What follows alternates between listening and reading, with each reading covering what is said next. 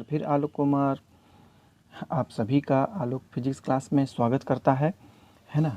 तो जिस प्रकार हम लोगों ने पिछले कक्षा में बच्चों गुरुत्वाकर्षण के संदर्भ में भारहीनता को पढ़ा था, है ना, और उसके बारे में बहुत महत्वपूर्ण बातों को हम लोगों ने जाना था बच्चों। तो चलिए आज हम लोग उसी क्लास को आगे बढ़ाएंगे और आज हम लोग जानने का प्रयास करेंगे कि उपग्रह क्या होते हैं, है ना। और इसकी चर्चा मैंने पिछले भी वीडियो में कर दिया था बच्चों कि उपग्रह किसे कहते हैं, है ना, उपग्रह पृथ्वी का चक्कर क्यों लगाता है। यदि आप लोग उस वीडियो को नहीं देखे हैं तो सबसे पहले उस वीडियो को देखें, उसके बाद यहाँ पर यदि आइएगा तो आप लोगों को कुछ ज़्यादा बारे में समझ में आएगा। तो चलिए हम लोग बिना टाइम को खर्च किए हम लोग आगे बढ़ते हैं बच्चों। सबसे पहले मैं यहाँ पे उपग्रह की परिभाषा को स्पष्ट कर देना चाहता हूँ। देखिए उपग्रह किसे कहते हैं, है ना। उपग्रह क्या होता है, बात समझिएगा कि देखिए किसी ग्रह के, है ना, किसी ग्रह के, है ना, किसी ग्रह के सतह से, है ना, किसी ग्रह के सतह से किसी निश्चित ऊंचाई पर, किसी ग्रह के सतह से किसी निश्चित ऊंचाई पर किसी स्थिर कक्षा, किसी स्थिर कक्षा में, किसी स्थिर कक्षा में स्थिर रहते हुए, स्थिर कक्षा में स्थिर रहते हुए ग्रह का चक्कर लगाने वाले, है ना, ग्रह का चक्कर लगाने वाले पिंड को, ग्रह का चक्कर लगाने वाले पिंड को उपग्रह कहते हैं, उपग्रह कहते हैं।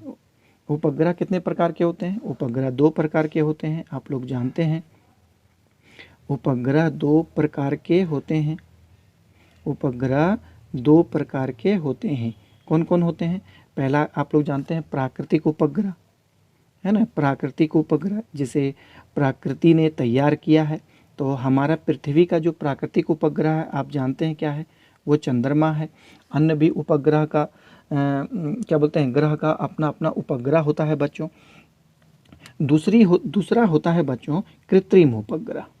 कृत्रिम उपग्रह क्या होते हैं? मानव निर्मित उपग्रह को कृत्रिम निर्मित उपग्रह कहते हैं। ये क्या होते हैं? मानव निर्मित उपग्रह, है ना, मानव निर्मित उपग्रह होता है। तो मानव निर्मित उपग्रह जो है ना अपनी आवश्यकता के अनुसार मानव ने तैयार किया। कुछ उपग्रह ऐसे होते हैं जो हमारे खगोल, है ना, विज्ञान को आगे बढ़ाने का काम करते हैं। कुछ ऐसे उपग्रह होते हैं जो संचार प्रणाली को विकसित करते हैं, हमें सूचना स्थानांतरित करने में मदद करते हैं।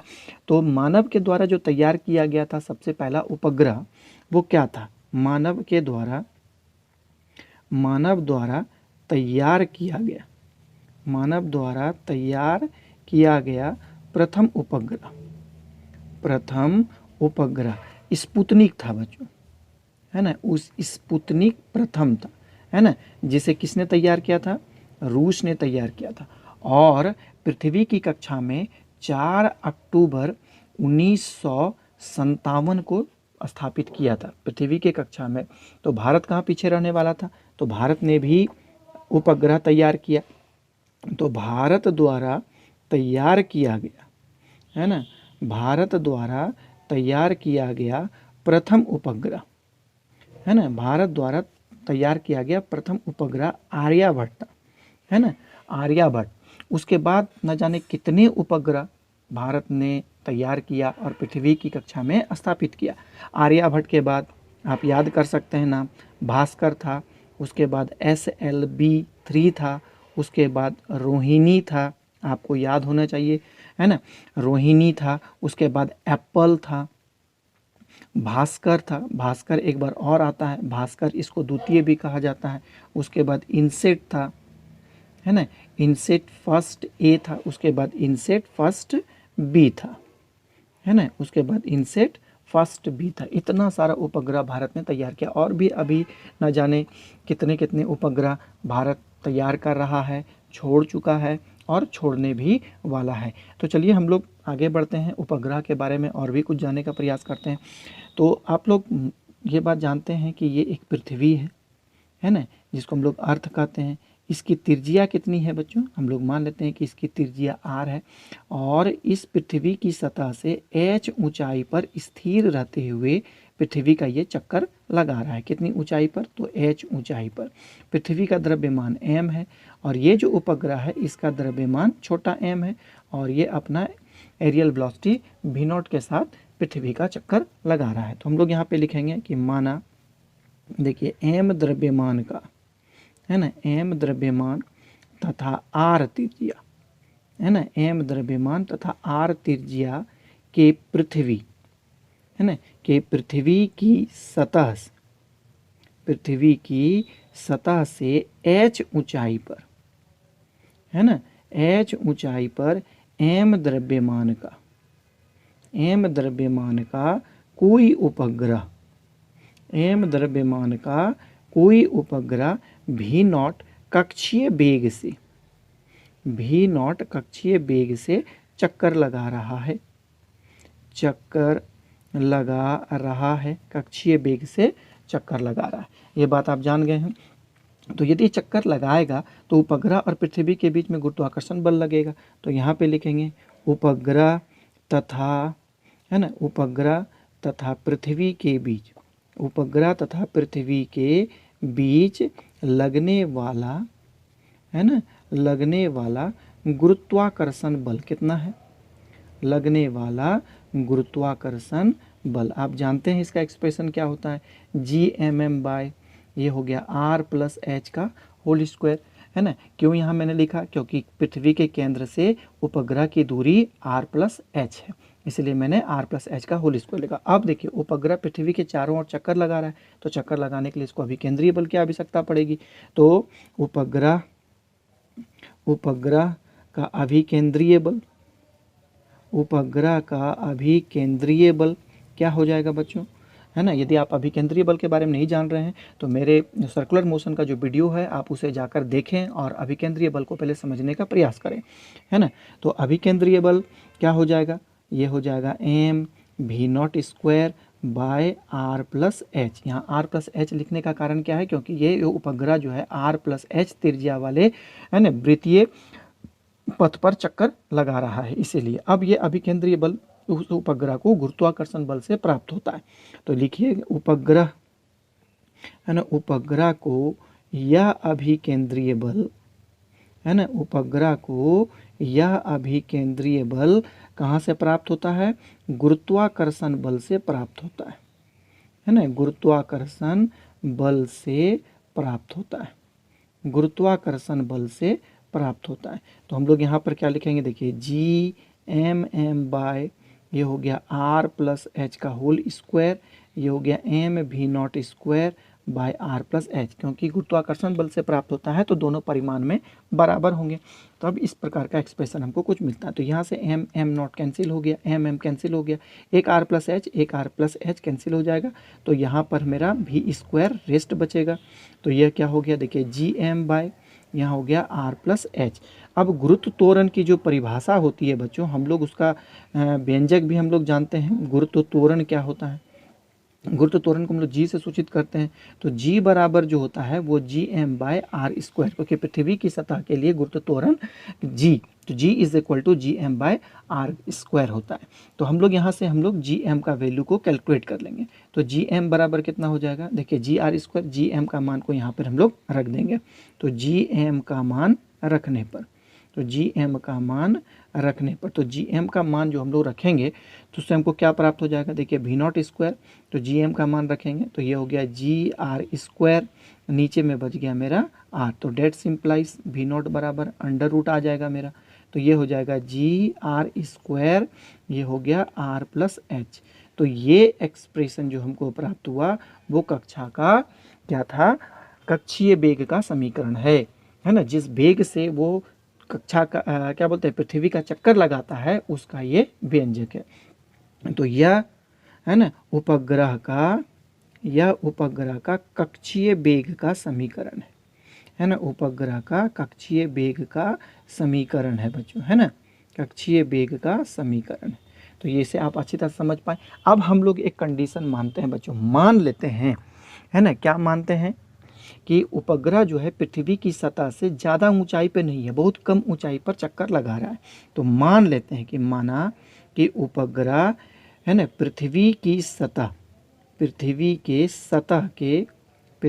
सतह के बहुत नज़दीक है ना, पृथ्वी के सतह के बहुत नज़दीक है मान लेते हैं। तो पृथ्वी की त्रिज्या अब जानते हैं 6400 किलोमीटर होती है। पृथ्वी की त्रिज्या कितनी होती है? 6400 किलोमीटर। तो ये बहुत अधिक दूरी होती है और इस दूरी की तुलना में 10, 12, 15 किलोमीटर को हम लोग नगण्य मान सकते हैं बच्चों, है ना। तो इसीलिए तो हम लोग यहाँ पे लग सकते हैं कि आर की तुलना में इस स्थिति में कि उपग्रह पृथ्वी की सतह के बहुत नज़दीक है, तो इस स्थिति में हम लोग कह सकते हैं कि आर की तुलना में एच को नगण्य माना जा सकता है, नगण्य माना जा सकता है।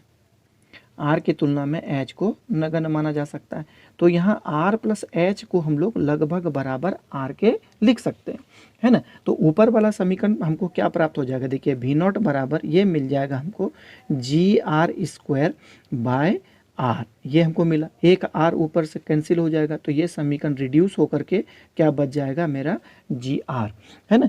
इसको हम लोग जी आर भी कहते हैं। तो ये किसके लिए है? ये पृथ्वी की कक्षा से मतलब पृथ्वी की सतह से कम ऊंचाई वाले ग्रह का, है ना, ये कक्षीय वेग है, कम ऊंचाई वाले। इसको हम लोग कहते हैं कम ऊंचाई वाले उपग्रह का, ये कम ऊंचाई वाले उपग्रह का कक्षीय वेग है। आप लोग इसको समझने का प्रयास करिएगा, है ना। तो अब हम लोग इसका क्रिटिकल वैल्यू हम लोग ज्ञात कर लेते हैं बच्चों, क्योंकि हम लोग जी का वैल्यू भी जानते हैं। जी इज इक्वल टू कितना होता है? 9.8 मीटर पर सेकंड स्क्वायर।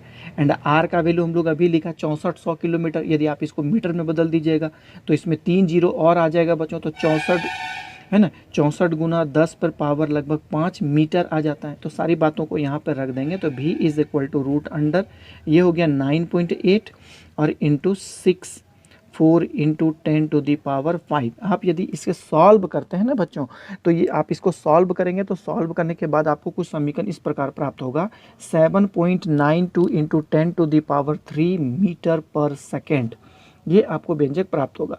तो हम लोग इसको किलोमीटर में भी हम लोग चेंज कर सकते हैं बच्चों। तो यहाँ जो 10 टू दी पावर 3 है इसको हटा करके डायरेक्ट हम लोग किलोमीटर भी लिख सकते हैं।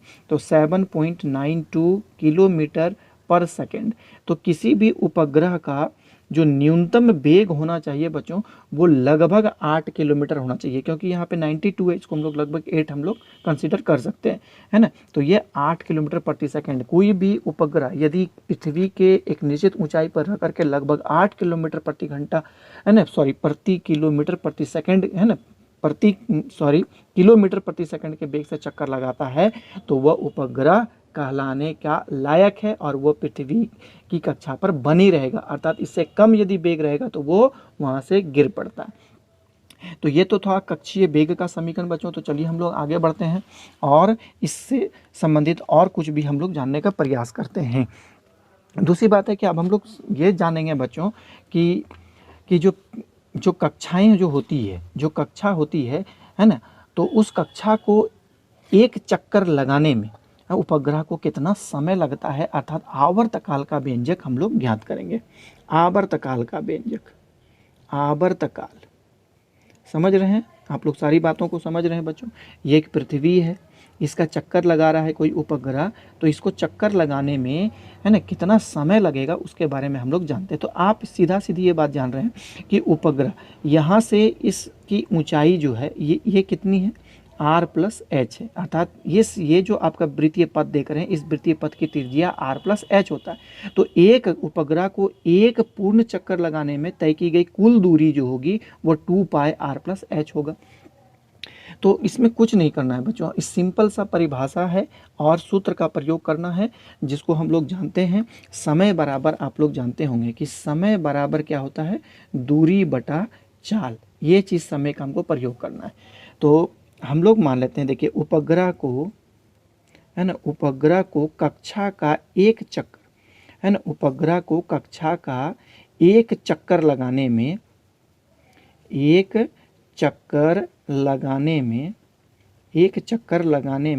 लगा समय या लगाने में तय की की गई दूरी कितनी होगी।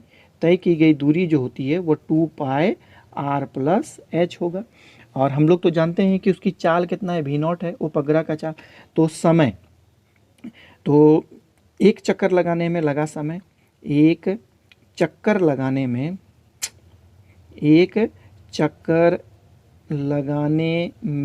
लगा समय कितना हो जाएगा। एक चक्कर लगाने में लगा समय को हम लोग t मान लेते हैं। तो t बराबर क्या होगा, यहाँ दूरी बटा समय होता है। तो दूरी कितना है आप लोग जानते हैं कि 2 पाई है, ये है r प्लस एच है, और इसका जो वेग है वो कितना है, v0 है ना। तो v0 का वैल्यू तो हम लोग जान ही रहे हैं बच्चों कि v0 का वैल्यू कितना होता है। अभी हम लोग कैलकुलेट भी किए कि √g r², और यहाँ नीचे में था r प्लस एच, ये हम लोग कैलकुलेट भी किए। तो v0 का वैल्यू को हम लोग यहाँ पर रख देंगे। तो कितना हो जाएगा देखिए 2 पाई है ना, और ये हो जाएगा r प्लस एच, और v0 का वैल्यू को यहाँ पे रखेंगे √g r², और ये मेरा क्या हो जाएगा r प्लस एच। अब कुछ नहीं करना है, बस इसको हम लोगों को सिर्फ सॉल्व कर देना है बच्चों, और इसे कुछ भी नहीं करना है। तो इसको हम लोग सॉल्व कैसे करेंगे, इस बात पर हम लोग विचार करेंगे। इसको हम लोग कैलकुलेट कैसे करेंगे, छोटा मोटा बातें हैं, इसको घुमा फिरा करके है ना, इसको रिड्यूस फॉर्म में हम लोगों को ले आना है, और ये अपने आप सॉल्व हो जाएगा। तो इसको हम लोगों को सॉल्व इस प्रकार हम लोगों को करना है कि देखिए ये जो रूट के अंदर r प्लस एच है, इसको हम लोग ऊपर डायरेक्टली हम लोग ले जाएंगे बच्चों। तो क्या हो जाएगा, जब हम लोग इसको ऊपर ले जाएंगे तो ये रूट के बाहर है और ये रूट के अंदर है। तो ये क्या हो जाएगा देखिए 2 पाई। अब ये इसको हम लोग ऐसे भी लिख सकते हैं, नीचे में कर दिए रूट अंडर देखिए g r², और यहीं पर हम लोग कर देंगे क्योंकि ये भी रूट के अंदर आ जाएगा। आप ऐसे भी कर सकते हैं कि इसका पावर 1 है और इसका पावर 1/2 है, तो कुल मिलाकर के कितना हो जाएगा। हम लोग ऐसे भी कर सकते हैं, देखिए r प्लस एच पर पावर यहाँ पर 3 आ जाएगा बच्चों। आप लोगों को समझ में नहीं आया होगा।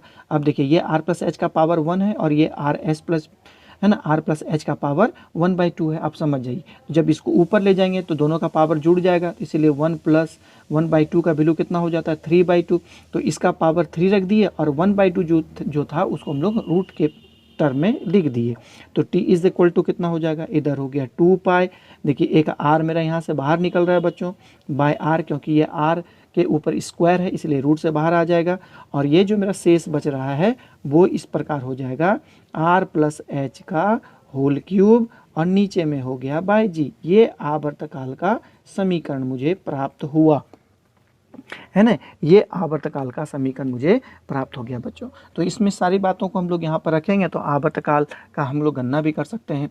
तो अब हम लोग देखेंगे कि उस जो उपग्रह जो तो किसी कक्षा में जो चक्कर लगाता है उसकी ऊंचाई, इसी समीकरण से हम लोग ऊंचाई भी कैलकुलेट करेंगे। उपग्रह की ऊंचाई, देखिए यहाँ पर उपग्रह की ऊंचाई का समीकरण भी हम लोग ज्ञात कर सकते हैं। उपग्रह की ऊंचाई का देखिए आवर्तकाल का समीकरण से यहाँ पे क्या लिखेंगे, देखिए आवर्तकाल के है ना, आवर्तकाल के समीकरण से है ना। आवर्तकाल का समीकरण क्या कहता है, आवर्तकाल का समीकरण ये कहता है हमको t इज इक्वल टू 2 पाई और बाय r हो गया, और रूट अंडर है ना r प्लस एच का होल क्यूब, और नीचे में हो गया बाय g। अब हम लोग दोनों तरफ स्क्वायरिंग कर देंगे, तो यहाँ पे लिखेंगे दोनों तरफ वर्ग करने पर, दोनों तरफ वर्ग करने पर, दोनों तरफ वर्ग करेंगे तो यहाँ पर क्या आ जाएगा t², ये हो जाएगा 2 पाई का भी स्क्वायर हो जाएगा, r का भी स्क्वायर हो जाएगा, और इससे कुछ नहीं होगा सिर्फ रूट इसमें हट जाएगा, और नीचे में आ गया g। हम लोगों को कुछ नहीं करना है, सिर्फ ये टर्म को फ्री करना है। तो डेट सिंप्लाइज यहाँ पर हो जाएगा t², यहाँ पर हो जाएगा r², और यहाँ पर आ गया g, और 2 पाई स्क्वायर जो टर्म था वो नीचे आ गया है ना। तो इस साइड मेरा क्या बच गया, r प्लस एच का होल क्यूब यहाँ पर बच गया है ना। अब हम लोगों को इसको कुछ नहीं करना है, सिर्फ क्यूब को हम लोगों को बराबर के इधर कर देना है ना। जब क्यूब को हम लोग बराबर के इधर करेंगे तो इसमें पावर आ जाएगा कितना, देखिए आप लोगों को दिखा देता हूँ है ना। तो इसमें जो आ जाएगा t² r² g, और इधर हो जाएगा 2 पाई का भी स्क्वायर है, और पावर आ जाएगा 1/3। अब सिर्फ r को आप उधर कर दीजिए, तो h इज इक्वल टू यहाँ पर हो जाएगा T square r square g, और नीचे में हो गया 2 पाई का स्क्वायर। तो इसका पावर हो गया 1/3, और r को जो हम लोग इधर ले आए हैं वो माइनस हो गया मेरा r। ये समीकरण मेरा कुछ तैयार हो गया बच्चों। ये क्या था, उपग्रह की ऊंचाई का समीकरण है। अब हम लोग कैलकुलेट करते हैं उपग्रह की कुल ऊर्जा के बारे में। हम लोग चर्चा करते हैं ऊर्जा, एनर्जी के बारे में, है ना। तो आप लोग जानते हैं कि उपग्रह जो पृथ्वी के चारों ओर चक्कर लगा रही है उसके पास 2 प्रकार की ऊर्जा होती है।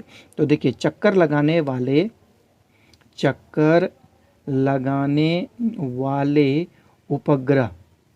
उपग्रह में 2 तरह की ऊर्जा होती है। सबसे पहला नंबर में एक तो स्थितिज ऊर्जा होता है ना, एक तो स्थितिज ऊर्जा होता है, और दूसरा नंबर में गतिज ऊर्जा होता है ना। 2 प्रकार की ऊर्जा होती है। इसका मतलब है कि कुल ऊर्जा, उपग्रह की जो कुल ऊर्जा होगी वो क्या हो जाएगा, पोटेंशियल एनर्जी और काइनेटिक एनर्जी का सम होगा। तो इससे पिछले वाले वीडियो में हम लोगों ने, आप पीछे जब जाएंगे मेरे वीडियो में तो वहाँ पर गुरुत्वीय स्थितिज ऊर्जा, ग्रेविटेशनल पोटेंशियल एनर्जी कह करके मैंने एक वीडियो भी बनाया है, आप उसको देखें। पोटेंशियल एनर्जी आपको पता चल जाएगा कि गुरुत्वाकर्षण के कारण किसी वस्तु पर कितनी स्थितिज ऊर्जा संचित होती है, ये आप लोगों को पता चल जाएगा। तो ये ऊर्जा जो होती है बच्चों, वो होती है GMM बाय, ये हो जाएगा R+H, है ना। ऐसे तो R होता है क्योंकि वो पृथ्वी की सतह पर है, लेकिन यहाँ पर पृथ्वी की सतह से वो h ऊंचाई पर है, इसलिए r के जगह में हमको R+H का उपयोग हमको करना पड़ रहा है ना बच्चों। तो अब देखिए, तो पोटेंशियल एनर्जी, अब काइनेटिक एनर्जी उसके पास, तो आप लोग जानते हैं कि उसकी कक्षीय ऊर्जा कितनी होती है। तो कक्षीय वेग कितना है, v0 स्क्वायर है ना, v0 है। तो ½ m v0 स्क्वायर जो हो जाएगा वो उसका गतिज ऊर्जा होगा। तो ये दोनों मानों को हम लोग यहाँ पे रख देंगे और कुल ऊर्जा को हम लोग TE कहेंगे। तो पोटेंशियल एनर्जी का वैल्यू कितना हो जाएगा, माइनस, ये हो जाएगा देखिए GM/R+H, और काइनेटिक एनर्जी का वैल्यू हो जाएगा 1/2m v0 स्क्वायर। ये चीज़ हम लोग यहाँ पे रखेंगे।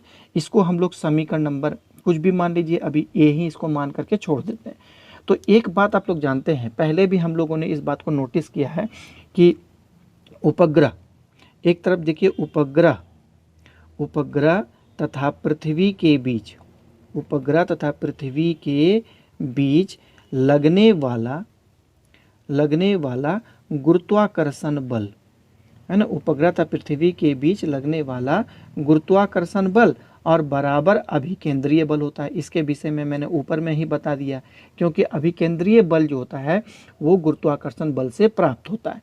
तो गुरुत्वाकर्षण बल कितना है, देखिए हम लोगों ने लिखा था GMM और नीचे में लिखा था R+H का स्क्वायर, और अभिकेंद्रीय बल कितना था मेरा बच्चों, m v0 स्क्वायर और बाय देखिए कितना था R+H, ये चीज़ था।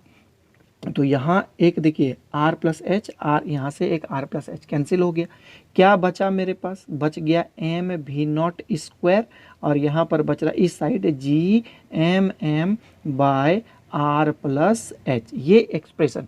तो यहाँ पर देखिए जहाँ काइनेटिक एनर्जी का व्यंजक लिखा है वहाँ क्या है, m v0 स्क्वायर। तो मैंने m v0 का वैल्यू कैलकुलेट कर लिया, ये कितना है GMM/R+H।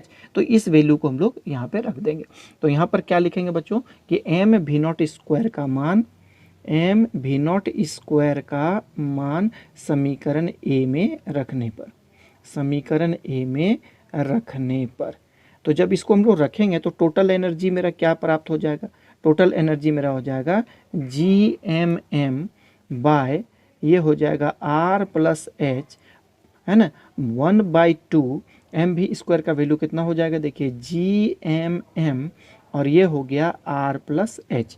तो आप यहाँ पे देख रहे हैं कि 1/2 है और यहाँ पर माइनस है, तो इसका मतलब ये आधा है, तो ये पूरा है लेकिन ये ऋणात्मक है।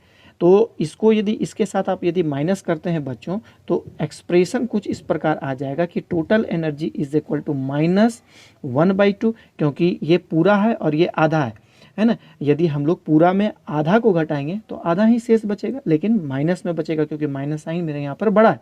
तो यहाँ हो जाएगा 1/2, देखिए GMM, और नीचे में हो गया R+H। तो ये कुल एनर्जी, टोटल एनर्जी, उपग्रह का कुल ऊर्जा का ये समीकरण है। तो यदि आप लोग potential energy, gravitational potential energy का वीडियो नहीं देखा है तो यहाँ पर ये बातें आप लोगों को समझने में थोड़ी सी मुश्किलें हो सकती है, लेकिन आप लोग वो वीडियो को पहले ज़रूर देखें, तभी यहाँ पर आप लोगों को ये बात समझ में आएगी कि नेगेटिव एनर्जी का क्या इंपॉर्टेंस है ना। ऋणात्मक यहाँ पर साइन आ गया है, चिन्ह आ गया है, तो इससे इसका क्या इंपॉर्टेंट है। मैंने आप लोगों को बताया था कि ऊर्जा ऋणात्मक होना इस बात को प्रदर्शित करता है कि उपग्रह और पृथ्वी के बीच में जो गुरुत्वाकर्षण बल है वो आकर्षण प्रकृति की होती है, ऋणात्मक, और ये जो बल है ये काफ़ी अधिक मजबूत बल होती है। और ये ऊर्जा जो होती है, जो दोनों के बीच में, पृथ्वी और उपग्रह के बीच में जो ऊर्जा होती है वो भी काफ़ी मजबूत होती है, ज़्यादा होती है। अर्थात आप थोड़ा सा बल लगा करके, एनर्जी लगा करके उपग्रह को आसानी से कक्षा से हटा नहीं सकते हैं, है ना। ये पकड़ काफ़ी अधिक मजबूत होती है।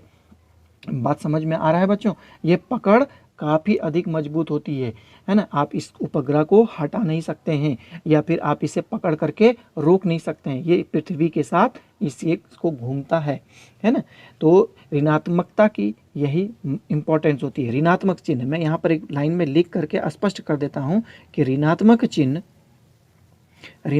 चिन्ह सूचित करता है, ऋणात्मक चिन्ह सूचित करता है कि उपग्रह, है ना, उपग्रह तथा पृथ्वी के बीच, है ना, उपग्रह तथा पृथ्वी के बीच है ना, आकर्षण बल जो होती है ना, या बल जो होती है, बल आकर्षण प्रकृति की होती है, आकर्षण प्रकृति की होती है, आकर्षण प्रकृति की होती है। और इस स्थिति में ऊर्जा काफ़ी अधिक होती है, मजबूत होती है। ये जो पकड़ आप देख रहे हैं ना, ये पकड़ बहुत मजबूत होता है। पृथ्वी और, है ना, उपग्रह का जो पकड़ है, गुरुत्वाकर्षण बल के द्वारा जो उपग्रह को बांधे रखा गया, ये पकड़ बहुत मजबूत होती है, आप इसे अलग नहीं कर सकते हैं, है ना। तो इस चीज़ के बारे में मैं जब ग्रेविटेशनल पोटेंशियल एनर्जी को जब मैं बता रहा था तो उस समय बहुत अच्छी तरह से मैंने इसे एक्सप्लेन किया है बच्चों। तो यदि आपको यहाँ पर धनात्मक ऊर्जा और ऋणात्मक ऊर्जा में कन्फ्यूज़न होता है तो आप इसे उस वीडियो में जा कर के ज़रूर से ज़रूर देखें, है ना। ठीक है बच्चों, आज का वीडियो मेरा इतना ही रहेगा। आप लोग हंसते रहे, खेलते रहे, मुस्कुराते रहे बच्चों, और इसी प्रकार हमारे वीडियो को देख करके लाइक्स का सब्सक्राइब और अपने दोस्तों के साथ शेयर करें।